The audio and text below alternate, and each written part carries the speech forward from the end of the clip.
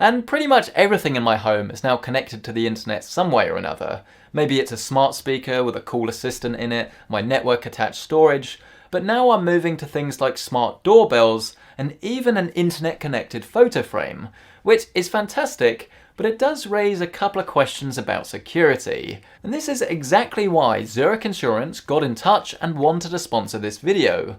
Because the more and more we connect things to each other, the higher the risk of falling victim to cybercrime.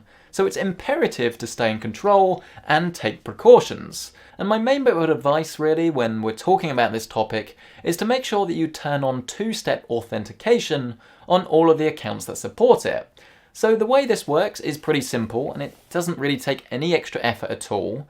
If you're logging into, say, your Google account, then my phone on a new device will come up with a little prompt and it will say some new device is trying to log into your account.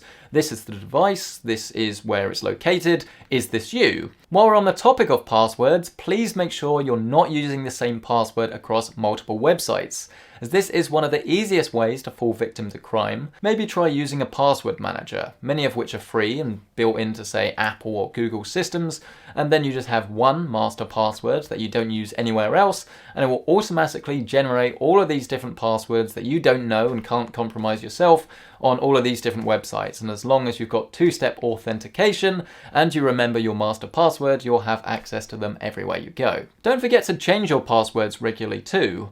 Every 90 days is recommended. The last thing that I should mention, and something that's very easy to keep putting off, is those updates for all of your different devices, in particular your smartphone. You'll probably notice that they come up and it's very easy to say postpone, postpone, postpone, but this is actually a very bad idea because if there's a security update, it's always for a known thing. So by not doing this, if someone is able to take advantage of this, it could put you at a great risk. So please make sure that you keep those updates coming, as this is one of the best ways to keep your devices protected.